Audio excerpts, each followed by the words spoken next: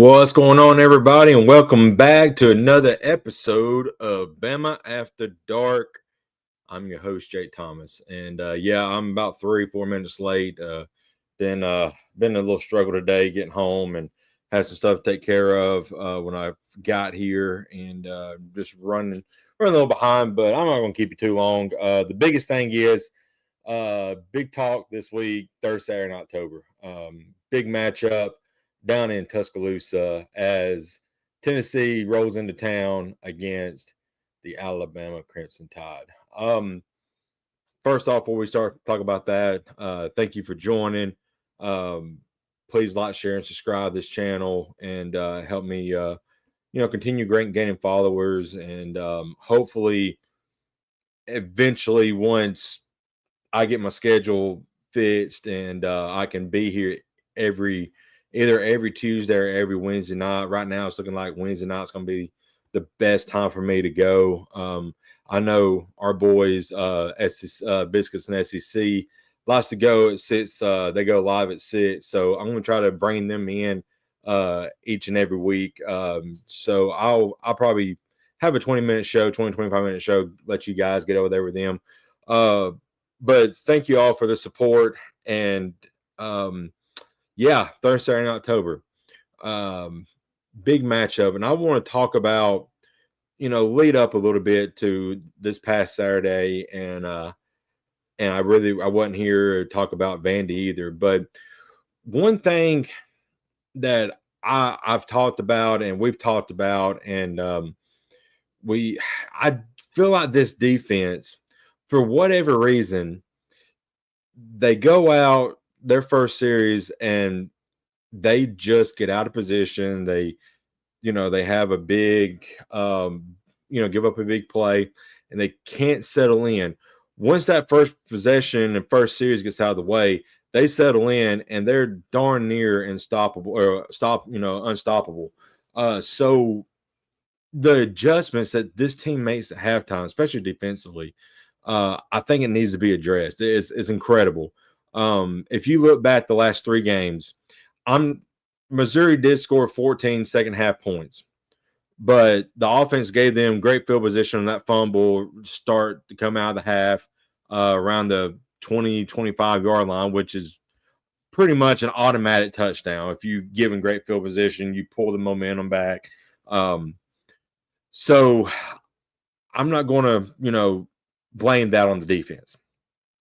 But the prevent defense that gave up the touchdown late in the fourth quarter, which pulled them, right close within one, 3-score, 3-point game.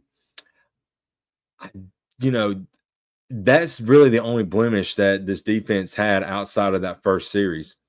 Last week against Vandy, they didn't give up a second half touchdown.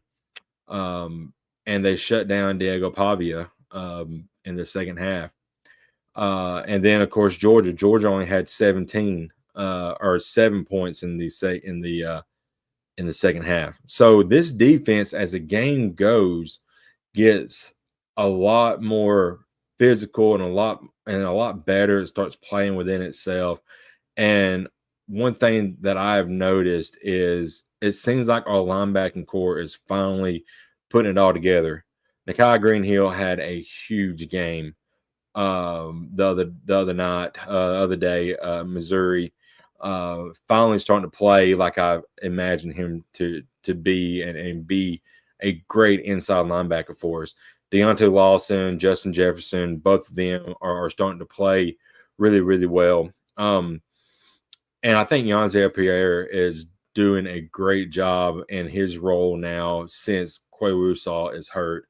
So I continue to see them guys getting better, and Pierre is starting to become a budding star in this defense. Offensively, what I want to say is we've got to punch it in the end zone when we're in the red zone. We've had too many mistakes in this game against Missouri. Had opportunities to honestly put that game out of reach. We had a game time or a killing drive with penalties down in the red zone. We had Dewberry, which is, just a freak accident, stepping on Ty Simpson's foot, which pushed the ball back, and we couldn't rebound from that. Had to get a field goal. So just missed opportunities and missed opportunities, especially the last couple of weeks, honestly. So we've got to clear that up moving on with this stretch of run that we're fixing to have, because it doesn't get any easier. Tennessee's a great team. We've got to go on the road the week after to South Carolina. That's going to be a challenge because South Carolina is really good at home. We still got Oklahoma. We still got LSU. And then, of course, that Jordan-Hare matchup probably going to be at night.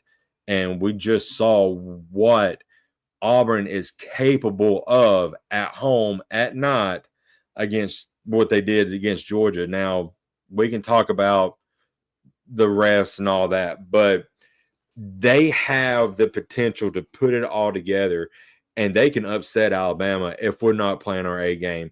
And in that game, and especially, against Tennessee, Oklahoma, LSU, South Carolina, Auburn, we get down the red zone, we've got to punch it in for 7, not settle for field goals.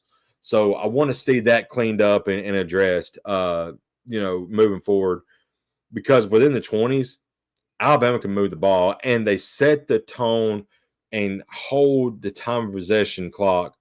I mean, Alabama had the ball, I think 38, 42 minutes, somewhere in there. I think Missouri, I think they only had the ball maybe 20, 22 minutes, maybe less than that. So Alabama can control the time of possession. They're balanced. I know a lot of people is down on the running game, but it's getting better now. Jam Miller's hurt. That's a big blow in this matchup coming up. But it's getting better each and every week. I think they're starting to figure out who needs to be on that offensive line to get the best productivity out of those guys. And Ty Simpson just continues doing Ty Simpson things. It's very incredible. So anyway, saying all that, look to this week. Thursday, Saturday in October. This is a huge rivalry. I have Auburn, not Auburn, but Tennessee friends. I have family that are Tennessee fans.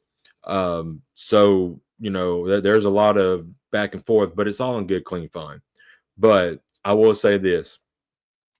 Just like Derrick Henry said one time, we hate Auburn because we have to, but we hate Tennessee because we want to. And that's how I feel about this matchup. But, Tennessee in their own right is a great team. They've Joey Aguilar has become a standout for them. A lot better moving the ball than what they had last year with Nico. So he is going to, give this secondary fits. Now this secondary has been on a tear in the last several weeks. So we'll see if that continues to play out. I do expect Ty Simpson and this Alabama offense to move the ball extremely well against this Tennessee defense, especially throwing the ball. Yeah, I think they have the worst pass defense in the SEC, but on the flip side, they have the best run defense in the SEC. Alabama's run defense is probably, I think it's third or fourth lowest in the SEC, maybe second, but their pass defense is like 1-2. So, their strength is passing. Our strength is pass defense.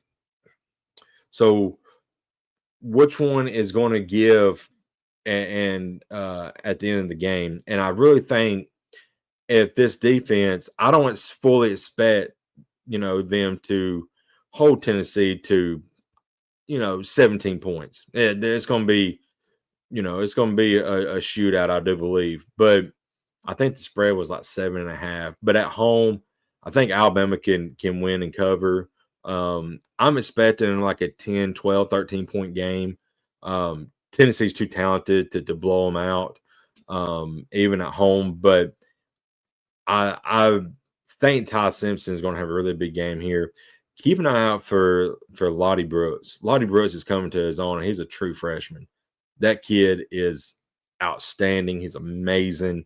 Becoming a star out there at wide receiver. Hopefully we get Ryan Williams healthy, get him back on the field this week. And then of course, not sure how Jam and Derek Meadows, probably not going to see them any. We may, if they get clear, we may see Jam, but I don't expect them to play. If they play at all, if they play, be limited. I really think that it's going to be like a Daniel Hill, Kevin Riley probably start, and Daniel Hill probably spell him a little bit at running back. But I feel like this passing offense for Alabama can make the plays, move the ball, get in the end zone against Tennessee. I'm thinking it's going to be like a 42 to 31 type game. Alabama wins and covers, maybe 42 to 34. That's still, a cover. Might be a hook, right there at a cover. So I think Alabama can still wins this game. And they move on from Tennessee. And like I've already mentioned their schedule.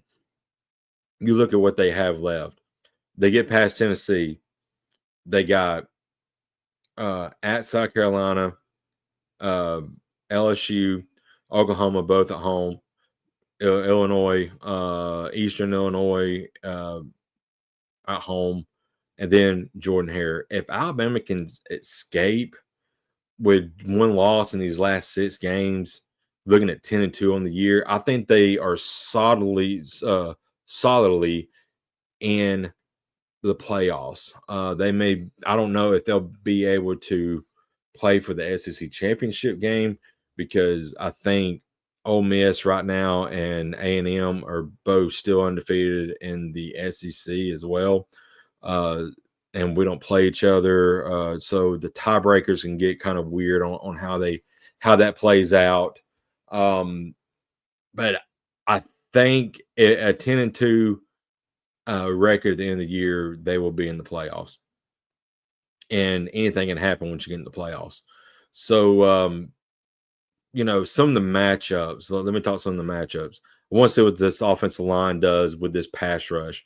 Now, I talked about how Tennessee's pass defense is not the best, but they do have a lot of good pass rushers, and they will get after you. So this is probably going to be the best pass rush that this offensive line has seen. So I need to see this offensive line, handle that and keep Ty Simpson upright and keep him, and let Ty make plays when they're there. I think the wide receivers, Germ, Williams, Horton, Cuevas, Brooks, I think these guys can make plays downfield and will have the opportunity to make plenty of plays. It's just, will Ty get time, to make those plays? That's what I want to see, this weekend. Defensive line for Alabama, I need you to get to Aguilar. This is a really stout offensive line for Tennessee. Alabama's defensive line and defensive front seven, I think we only got like 7 or 8 stats on the year. And I need more, aggression from you guys. I need you to get to the quarterback. LT Overton, I'm looking at you. I feel like you can have a really big game here. Need you play real hard, and once you get the quarterback, make the plays and get them down. One guy to keep your eye on, and he's starting to come into his own, and we've talked about him a couple of times on my other show. Landon Simmons, that kid is a true freshman, but he's already making plays at on the defensive line, and he's becoming a star. And he's only a true freshman. Once he gets more playing time, once he gets better at honing his skills and knows what he can do, this kid's gonna be amazing. So I think he's going to play a good bit in this game. Look for Keon Keeley to play about 20 to 25 snaps this week as well. A lot of Alabama fans been wanting to get him on the field. He played a little bit against Missouri last week. Had a half sack and went through a couple of double teams. He looks really good. And I think he's starting to come in his own as well. Damani Jackson needs you to step up this week. You've had 2 or 3 bad weeks now. It's time to step up and make a play in a crucial situation because you're a leader of this team. You're a senior. That's what seniors do in a high pressure situation. I know you can do it. You've done it last year. Don't know what's going on this year, but you're too talented to be having these kind of mistakes in the secondary. So I know you have it in you to be great. Go out there and be great, brother. But overall matchups, like I said, I think our wide receivers are going to have a be open and have some success against that secondary. I just want to see how this offensive line handles their defensive pass rush. And we've got to keep Ty Simpson upright. So anyway, it's about 10 till. I've only been on about 17 minutes, but just a quick preview. I wanted to get on here, say a few things. Got to get you over to Biscuits and SEC in about 10 minutes. Those guys do a fantastic job. Like I say each and every week, everybody on this channel, SEC After Dark channel, at the After Dark Network, as we call it now, everybody has great shows. The Regular Guys podcast, go follow them. Corey and Israel do a great job there. Mike Huseman, Off Season After Dark, awesome stuff each and every week from him. And then of course the flagship show on Wednesday night is Biscuits and SEC. Those guys, Bossman and Hammer, 2 good buddies of mine, really enjoy their stuff. They do a great job what they do. And it's just fun to watch them for the hour and a half that they're on. Really great stuff. And they got some they've been doing some guest pickers this year, and it's been like a chef kiss, man. Just great stuff. And then of course on Thursday nights, right here on this channel, on the After Dark Network, all of us come together and bring you SEC After Dark. Everybody loves that show. You all, you guys, you enjoyed. Everybody jumps on and just has a great time with it. Rick and Bonnie, good to have you, brother. I'm fixing to jump off. We got to get over to Biscuits and SEC for their show. But yeah, go back and watch the replay. But yeah, been a great show, guys. A little short tonight. Like I said, I was running about 3-4 minutes late. Sorry about that. I'll have more content this week, in the coming weeks. Hopefully, once my schedule gets kind of laid out the way I need it to be. Looks like Wednesday nights around 5:15, 5:30 is where I'm going to be doing the show. I thought it was going to be on Tuesday nights, but I just can't make that happen right now. Now in the future, I might be able to move it to Tuesday nights. But right now, Wednesday nights, and hopefully I can start doing these. I wouldn't be doing it like once every 2 weeks. Hopefully I get more content out there once a week. And eventually maybe start doing some shorts when I get some free time. But Rick and Bonnie, hope Jim plays. Yeah, me too, brother. I just don't know. I don't want to mess with concussions because if you put them back on the field too early and they get hurt again and they get another concussion, I mean, you're messing with somebody's future. So his health is more important than winning a football game. And I may take some, take some bad raps about that, but I want that kid to be healthy because he's going to play on Sundays and he's going to be really good in the NFL. So he's got to be 100% healthy and make sure that concussion, there's no lingering effects. So if he doesn't play, I'm perfectly fine with that. The coaching staff we'll make that decision. I guarantee it. Now I think the first availability report will probably release either tonight or tomorrow night. So it might be tomorrow night. So we'll see where they have him listed. I don't expect Derek Meadows to be playing either. So we'll see. But anyway, guys, thank you for joining. This has been Bama After Dark. I'm your host, Jake Thomas, as always. Good to see you guys. Thank you for joining. Please like, share, and subscribe. And you will probably see me again, probably in the morning when me and Stacy on Tie Talk Live do our preview show of the game this week. I think we're going to try to record that. This is Wednesday night. I think we're going to try to record that tonight. So hopefully we'll be you'll give us a follow there. Give me a follow here, and again, follow everybody on this channel as well. So anyway, thank you all for listening. Hopefully I'll be back next Wednesday night. Fingers crossed. And when I come back, it's we'll be smoking a cigar with each other, next week. Not on live. I'm just kidding. I'm not going to do that on the camera. I don't want to smoke my house up. But y'all have a great evening. Roll Tide, and we'll see y'all next week.